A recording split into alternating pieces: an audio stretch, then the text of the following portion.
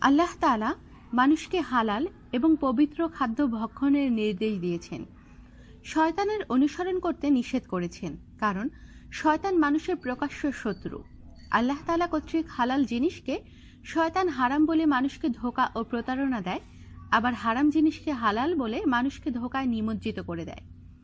শয়তান শুধু খাদ্যদ্রব্যতেই কুপরামর্শ দেয় না, বরং মানুষের দৈনন্দিন জীবনের সকল কাজকর্মেও অশ্লীল ও কুপরামর্শ প্রদান করে থাকে।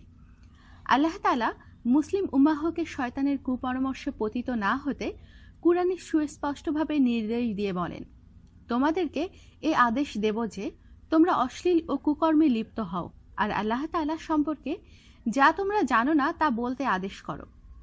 এটা শয়তানের কথা। পূর্ববর্তী আয়াতে আল্লাহ তাআলা মানুষকে বৈধ ও পবিত্র খাদ্যদ্রব্য খাওয়ার বিধান আরোপ করেছেন। শয়তানের অনুসরণ করে হালালকে হারাম, আবার হারামকে হালাল মনে করতে নিষেধ করেছেন। খাদ্যদ্রব্য সংক্রান্ত জাহেলি যুগের যেসব নিয়ম নীতি তথা দেবদেবীর নামে পশু ছেড়ে দিয়ে তা জবাই করা সহ তথাকথিত বিধিবিধানকে আল্লাহর পক্ষ থেকে প্রেরিত ধর্মীয় বিষয়াবলী মনে করা মূলত শয়তানের প্ররোচনা ব্যতীত অন্য কিছু নয়।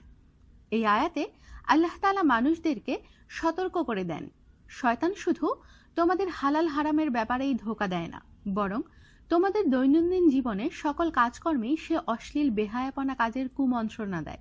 এমনকি ওই কথা বলতে উদ্বুদ্ধ করে যে কথা আল্লাহ তাআলা নিষেধ করেছেন। কারণ আল্লাহ তাআলা মানুষের জন্য কুরআনকে জীবন বিধান হিসেবে প্রেরণ করেছেন। ইসলামী শরীয়ত পরিপন্থী কাজকর্মের ব্যাপারে কুরআনের কোথাও কোনো প্রমাণ নেই। উল্লেখিত আয়াতে মানুষের বিবেক বুদ্ধির বিচারে গৃহীত কাজ ও ইসলামী শরীয়তের পরিপন্থী মন্দ কাজ নিজেকে জড়াতেই শয়তান বেশি প্রচলনা দেন।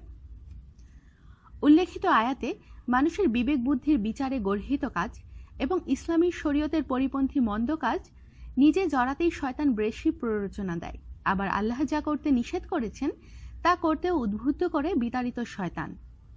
এ সকল ক্ষেত্রে বিবেক বুদ্ধির বিচারে গৃহীত কাজের কোনো হদ বা শাস্তি না থাকলেও ইসলামী শরীয়ত বিরোধী কাজ এবং আল্লাহর তথা বিপরীত কাজ করলে উভয় কাজের জন্য রদ বা শাস্তি রয়েছে।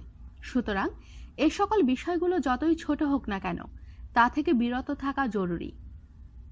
পরিশেষে আল্লাহর বিধান না মেনে বিবেক বুদ্ধির বিচারে গৃহীত কাজ করা, ইসলামী শরীয়তের নির্দেশের পরিপন্থী কাজ এবং আল্লাহর নির্দেশিত কথা বিপরীত চলা মারাত্মক অপরাধ, অর্থাৎ আল্লাহ তাআলার বিধি নিষেধের বিপরীতে বাপ-দাদাদের অনুসরণ করাও শিরকের অন্তর্ভুক্ত। সুতরাং আল্লাহর বিধান পালনে কোনো নেতা, বাপ-দাদা তথা পূর্বপুরুষের অন্ধ অনুকরণ নয়, বরং কুরআন হাদিস নির্দেশিত পন্থায় জীবন পরিচালনায় মুক্তির একমাত্র পথ। আমাদের সাথেই থাকুন আর সাবস্ক্রাইব করুন।